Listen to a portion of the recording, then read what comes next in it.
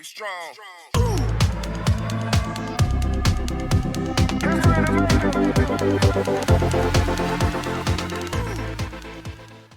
Hello everyone and welcome back for another Magic Gathering Commander deck profile.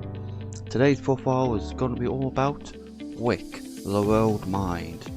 A new little rat guy, because if you guys can't tell, I like rats. As shown the amount of profiles I've done with rat over the past few years.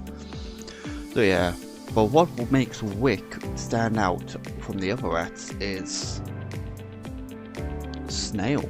He creates a 1/1 snail token when he or a rat enters the battlefield, and if I don't already control snail, I create snail. Fun fact, to my knowledge, this is the only snail card in the game. And then you can pay blue, black, red, sack the snail to deal its power to each opponent, and then you draw cards for each damage dealt this way. So if I sack a 10/10 snail, each of my opponents to lose 10 life, and I draw 10 cards. He's a fun little snail.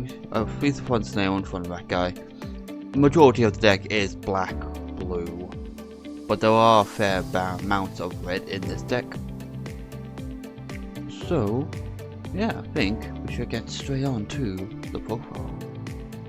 So here we are, Wick the Whorled. This is his.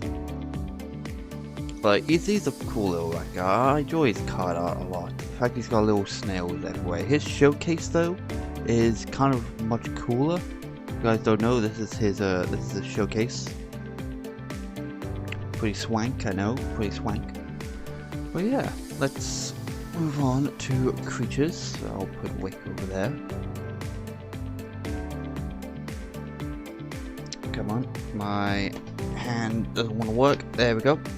So, still running a rat deck, so of course we're still running rat colonies, and I actually have 5 from the Bloombo. Actually starting to get quite a collection of special guest rats. These are a pain to get. They go for like tenner on most card places, or maybe just under €4 on card market, but most of the time the order tends to be just under a tenner. So, and my goal is to get 28 of these bastards. I got 5 down, 23 to go.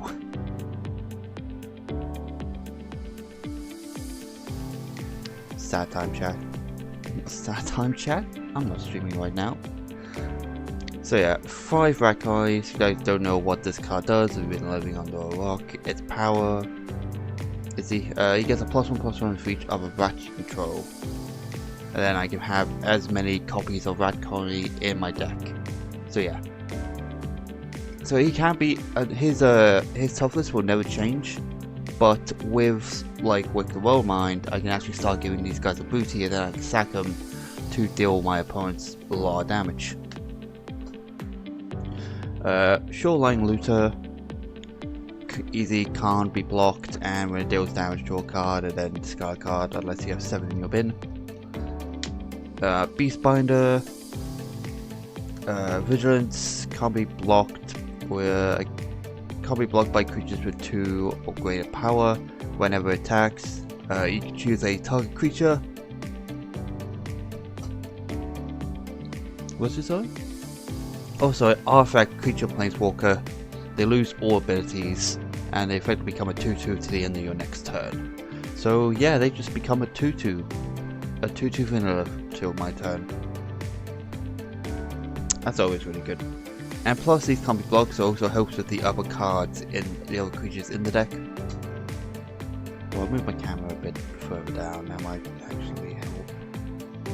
There we go. Move the camera further down.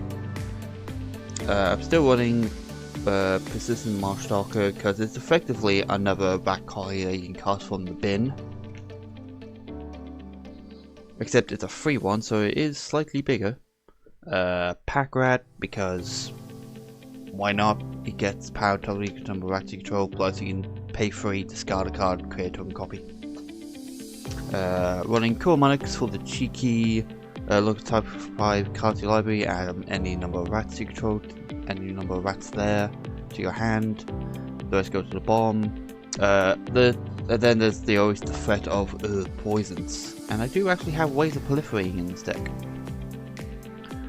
Lord Skitter, Sewer King, Rat enters the battlefield, exile up to 1 card from the opponent's graveyard, and then beginning of my combat I create a 1 black rat that can't block. Then we got Ash Coat of the Shadow Swarm. It's still annoying that this has only had 1 printing, and it's in the Jumpstart 22 of all things. This card needs reprints. It shouldn't be. It's like a £30 card because it's only had 1 reprint. It's only had 1 printing. So Ash Coat of the Shadow Swarm. Whenever he attacks or blocks other rats you control, get +X, where X is the number of rats you control. Then beginning of your end step, you may mill 4 cards, and if you do, return 2 rat creatures, putting a bin to your hand. Like, it's when he first came out, he was like just over £40. It was ridiculous. But yeah, in Magic, Wizards, reprint this card. Reprint it. And then we have classic Mawana.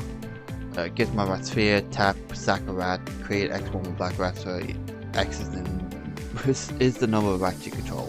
Simple. My OG rat commander. I've got like 3 different printings of him now. It's getting bad. Oh. And then because I'm running like guys that like are difficult to block, being like these 2, I am running Ink Eyes for Ninjutsu, and same with Neshi, Moon Sage's Scion. So, deals damage to a player, you can take a creature from that player's bin. Deals damage to a player. Each player exiles the top card of their library, and then I can cast stack one of them. Instead of paying its mana cost, I pay life. And then running the new Neshi, Searcher in the Dark, a 2-drop 2/2 with Menace. When it deals combat damage to a player, you mill that many cards. And then you can add a legendary and or an enchantment card from among them to your hand. If you didn't put a card into your hand this way, you put a 1/1 counter. So say I didn't see a legendary or a enchantment, I'll put a +1/+1 on this card. Like it sometimes doesn't happen, but I do run a, like for example, like these are all legendaries, so there's a chance I might see it. Next we're running, like obviously we want many as many snails as we want, so we are running like changelings. So we got a changeling outcast, we got a Tauren Mauler, and we got Bloodline Pretender. Like these guys get 1/1 counters whenever like an opponent casts a spell, or when a creature enters the battlefield of a chosen type. This is just a 1/1 that can't be blocked, so it helps with Ninjutsu, and plus I can slowly make this bigger to punt really hard, and then when things go sideways I can sack it, deal low damage using Wick. So those are kind of the rats slash sometimes rats. And then we get to the non-rats, obviously running Pipe of Swarm for the Menace, and I create a rat, or I can pay for sack 3 rats and gain control of target creature. It's always funny to kind of steal someone's commander. Chittering Witch enters, create a rat for each opponent. Then you pay to sack a rat and deal something, well, give something -2/2. Ogre Slumlord, when a non-target creature dies, create a 1/1 black rat, so then rats at the touch. Ayora, first of Lockwane. Like this card, I'm pretty sure this card's in every one of my rat decks because it's so generically good.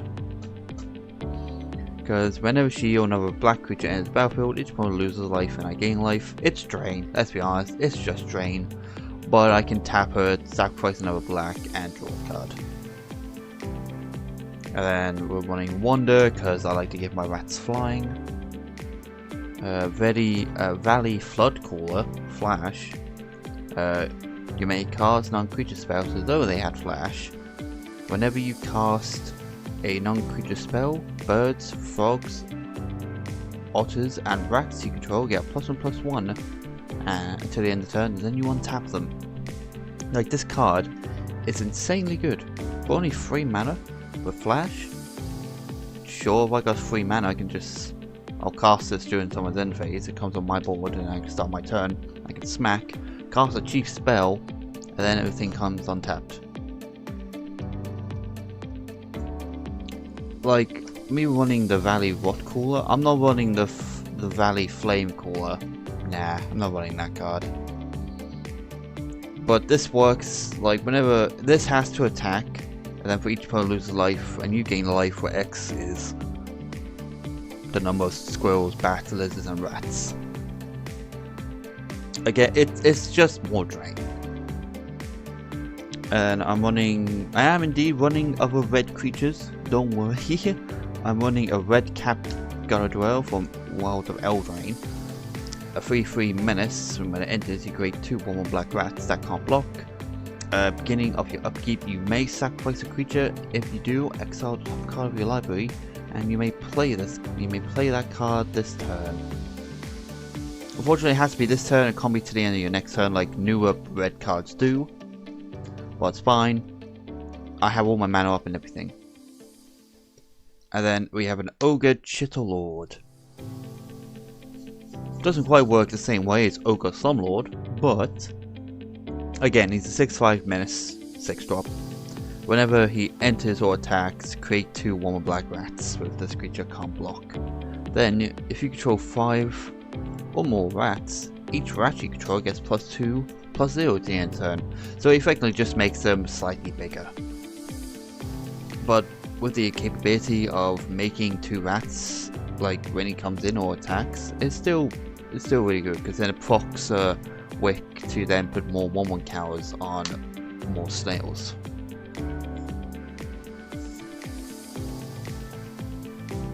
So that's it for the creatures, and now we go on to the artifacts. So obviously, command deck, Soaring, Arcane Signet. Staples in every commander deck. Prove me wrong. Then we're running 3 talismans. We got Dominance, Indulgence, and Creativity to help with mana.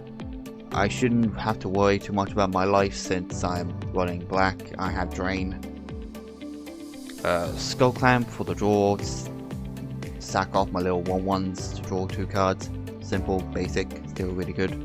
The Ozlith. So whenever my snails or whenever rats die, they are counters. I can put them all on this card. Then beginning of combat, I can move all the cows to top creature. So it could be just put them back on a snail, just sack it again. Because it is an instant speed sack. You can play it at instant speed. It doesn't say as a sorcery, which also makes Wick really kind of fun. And then last artifact, it's a Web of Elboss to help with Lifelink.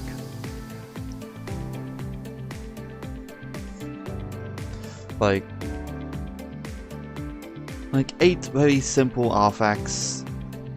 I think the only expensive artifact in here is probably Ozlith. I think this is like down to 20. This used to be a £40 card. On release in Ikora Lair Behemoths in 2020, this card was like at least 40. I think it's now I think it's had a reprint in the list, so that could be due to its decline in value, but it's good. It means other people can play a card. The card's generically good anyway. Then we go on to the instances. So obviously blue, we run Counterspell. This is the only Counterspell on the deck, but we run a load of removal, so it doesn't matter if you can't Counterspell, we can still get rid of it later. Reality Shift, Exile, and its controller manifests. It's just a low drop. Exile that guy, that's an issue. They'll most likely either get a land or a sorcery maybe. Or at worst, maybe a creature. I prefer this artwork that has Ujin art. Like, all the newer artworks just have the guy in the orb. Well, the guy in the sphere. It doesn't actually have Ujin. So, bring Ujin love back. Rapid hybridization. You can swap this out for Pungify if you really want. Personally, I'm using it because it's a card from Bloomburrow, and I'm running a Bloomburrow Commander. That's the only reason why I have it. And then we have Sink into Support. This is a instant that came out in MH3, Modern Horizon 3. What makes this card really cool because it also, you can either play it as an instant or you can flip it, and it's a tapped land. Well, it's a tapped land unless you pay like 3 life. But what's really nice about this card is it works similar to Reprieve, the return target spell to your hand, draw a card. Well, this one just says return target spell or non-land permanent and opponent controls to its owner's hand. So it can return a card in the stack or just a card that's already on the battlefield. I think that's valid for 3 mana.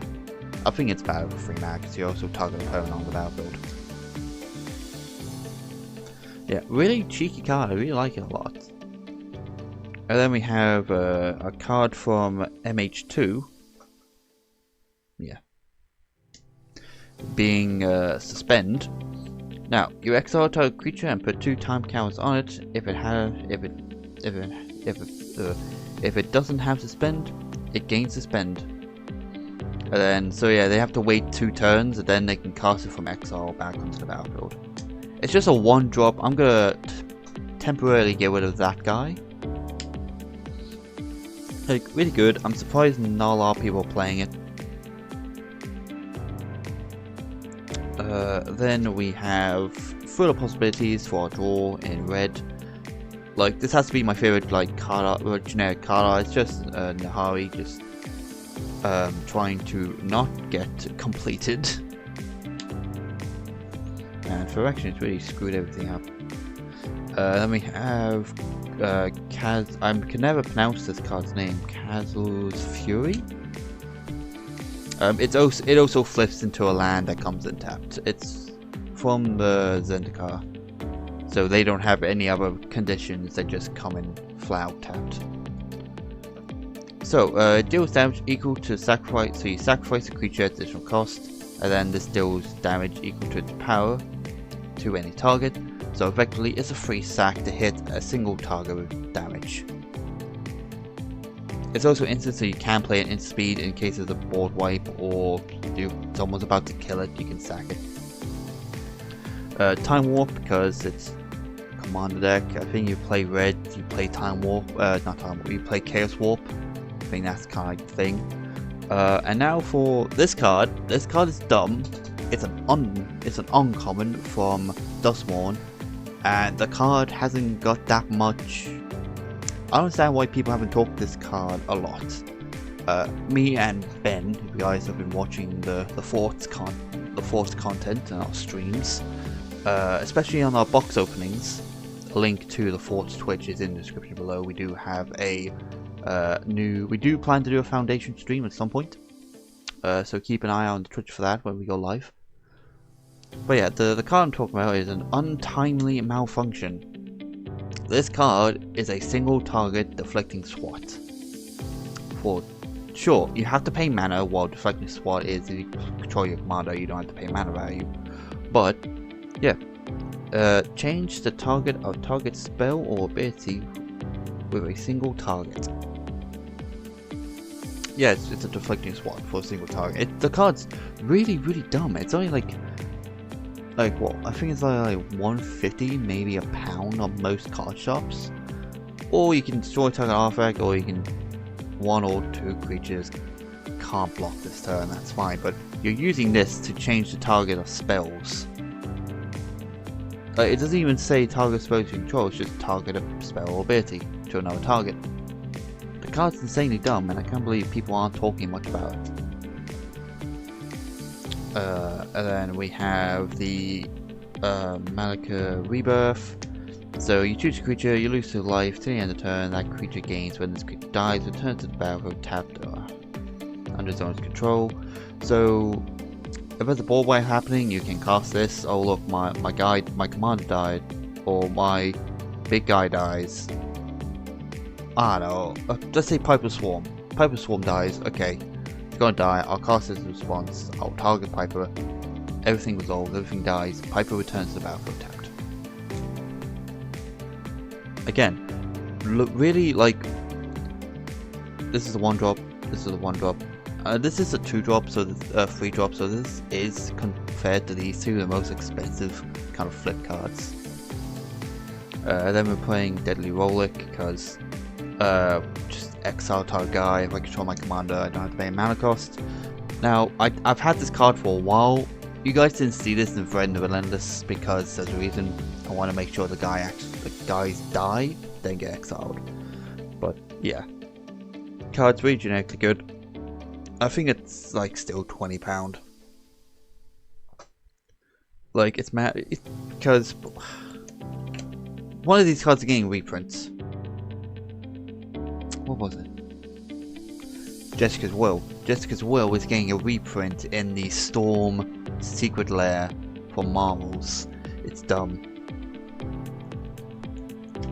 Like, do you think these should have a secret lair of their own? Just reprint these? I think it'd be good, because then you get one of each. And then we have a Terminate, destroy target creature, can't be regenerated, and a Rakdos Charm, just to probably exile target opponent's graveyard, destroy target. I'll either do exile target player's graveyard, or each creature deals damage to its controller. So if people swarm the board, I'll just cast this, and yeah, they'll deal damage. I will also get hit with some damage, but hopefully not as much. Now for the sorceries. So for sorceries, we're running black. So obviously we have Demonic Tour. We have a Night Whisper for draw. Pact of. I really like this card. Like Pact of Serpent. This can also be a kill card if someone swarmed the board with say 100 goblins. Cast this. I'll choose Goblin. Target you because you control the goblins, and you lose like 100 life. Well, you draw 100 cards and lose that much life. I love this card a lot, and I try to run this in every commander deck I can. I didn't quite able to fit this in Friend the Relentless, but I can fit it in this deck.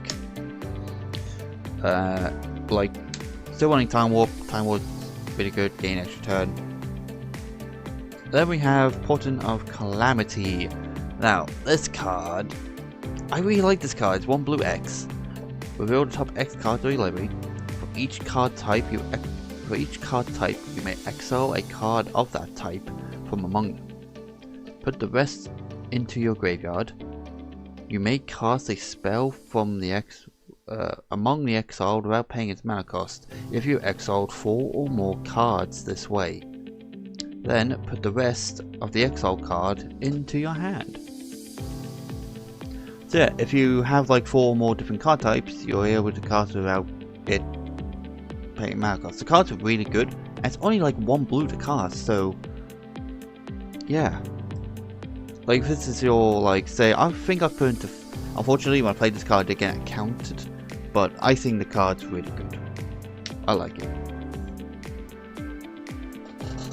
Song of Totentaz, 1 red X, create X 1 more black rats that can't be blocked, and then creatures gain haste. So all those rat tokens come in, they gain haste, or I can attack with them, because there's no point of having them else on the battlefield, other than sack folder, because they can't block anyway, so yeah. Then we have a Swarm Yard Massacre, so create 2 squirrels, and then each creature on the battlefield gets -1/-1 for each creature that's a rat, squirrel, insect, rat, and spider. And yeah, it's just, this could be a huge hit. It won't do anything if you're going against a fellow rat or squirrel deck, but yeah, this card is really good for fun. Like, some people think like it should be 4 mana, but I think it's fine being 5 mana in my honest opinion. I think it's fine. And then the last sorcery, we're running a Patriarch's Bidding, because yeah, I will turn on my rats. Hopefully by this point no one else has a graveyard, so hopefully I can get all my rats back. And if I play my cards right, I can get every single creature from my bin back onto the battlefield. And that is kind of where we go to my enchantments. I have cards in the deck that allow me to say rat, and everything is a rat. Even my humans are now rats, because I'm running Arcane Adaptation and the new Leyline of Transformation. I'm running both of them. Like, I think I'll prefer the one, sure it's an extra mana, but this has a chance, you have a chance of seeing this in the opening hand, because of the Leyline. Comes in before the game fully starts. Like, turn 0 plays, here you go. So yeah, I'm running both for, just so I can see them. Ristic Study, because I'm running blue, and it's a draw card, that's all, it's a draw card.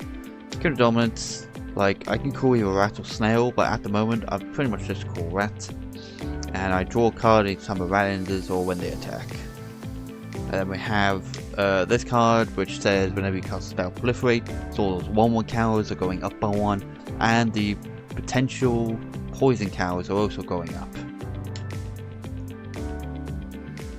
Running a new enchantment from Dustborn, being the Tail of Tameo. Like, I'm actually a huge fan of this card. Like, sure, I'm not a huge fan of mill, but if I'm doing it, I feel like if I'm doing the milling for my own deck, it's fine. But when you say your opponent mills your deck, that's kind of bum. I don't like mill. Forced mill, I hate. I hate being forced to mill, but does it make sense? I'm fine with milling myself. I'm not fine with people milling me.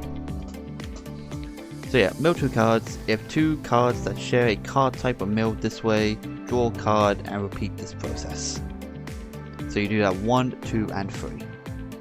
And then for the 4th, exile any number of target instances or sorceries and or Tameo Planeswalkers.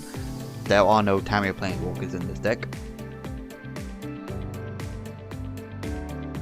Cards from your graveyard, copy them. You may cast any numbers of the copies, so as long as I have them loads of mana, I should be able to cast as many as I want.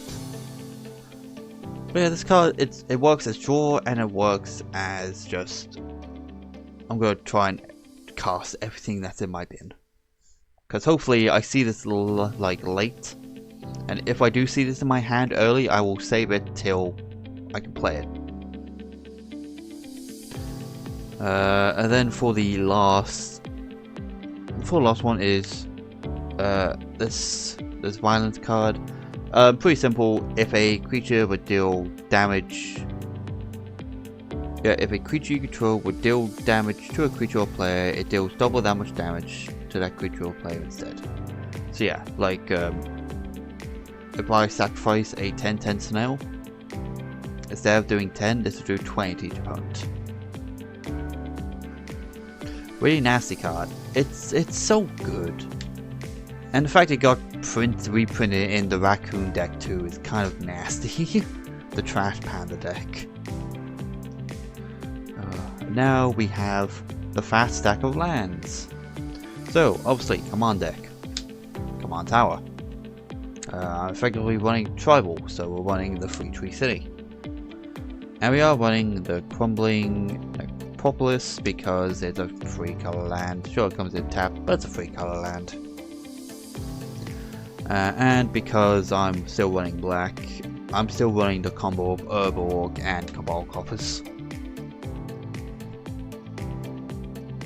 Not much to say really about those two.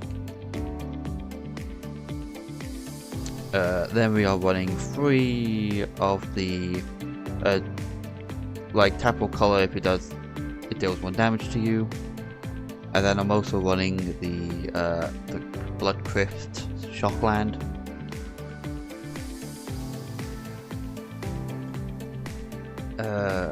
Then like Drowned Catacombs, Dragon Skull Summit, and Sulphur Falls. They come in untapped if you control an island, control like swamps, mountains, islands, depending on what the card says. Jabuka Bog to exile target opponent's graveyard. Mudflat Village. Pay to tap, sack, put a creature card from your bin into your hand. Lily Pad Village. Pay 1, tap, surveil. Activate only if you played a bird, frog, otter, or rat. Oshiwara, Soaring City. Just most of the time I do play for the land because there have been times where I've been like, I haven't seen many mana. But having the possibility of channel, being able to return an artifact creature, enchantment, or planeswalker back to the hand is still pretty good. And because it's a channel, you're not casting the card either. Urza's Cave, just because most of the time I want to search either this or this. Or this, I guess like Free Tree City, Urborg, and Gabolk offers are probably the best kind of shouts to search. Seedling Landscape, taps for colors, sack it, search for a island, mountain, swamp, or you can pay the cycling and discard to draw. Don't know why you do that part. Then Fable Passage, just so I can see more lands. In case I am in desperate need of, say, a red. But yeah, basic lands. I'm running 7 islands. Wait, 7 islands or is it 6 islands? Sorry. Oh no, I keep getting confused with my lands with Vren. Vren had 7 islands. But this build has 6. I think this has, what, 7? Is it 7 or 8 swamps? No, it's also 6. I'm running, what, 664? Yeah, 664. Okay. 6 islands, 6 swamps, 4 mountains. This land, like, I think this number of land is fine because, again, we have so many other options of colours in the deck. Alright. If I have to pick either Vren or Wick, which deck is probably the better one? Honestly, I might have to say that Vren is possibly better than Wick. Because with Wick, you are running a 3rd colour and sometimes you don't see that 3rd colour, while Vren is just 2 mana. And this deck relies too much of at least having a snail on board, because if you don't really have a snail, you're not really doing much. But even then, you can always create a snail if a rat comes in, or put a 1/1 counter on a snail you control. I think the deck is definitely fun. It's a fun deck. Not as strong as the mere deck of Vren the Relentless though. So that is my Wick the World Mind Commander deck profile. If you guys enjoyed the video, feel free to hit that subscribe button and hit that bell to get notified when I upload more videos. And yeah, if you're also a fan of rats and want to give this deck a try, yeah, I think this is probably a really good profile for you guys. Sure, you don't have to run all the expensive like black and blue cards in this deck. You can find cheap alternatives, especially with the cheap land. The lands are fine. But yeah, if you also want to just have fun with rats and snails, this is probably a good deck to go. It's still not as strong as Vren the Relentless, but it is still a fun deck to build and play. Because it's a snail. You can have fun with snails. I would stare at snails when I was growing up. It was fun. It makes me sound so sad. Oh, I was a lonely child. But yeah, hope you guys enjoyed the video, and yeah, we'll see you guys in the next one. Bye.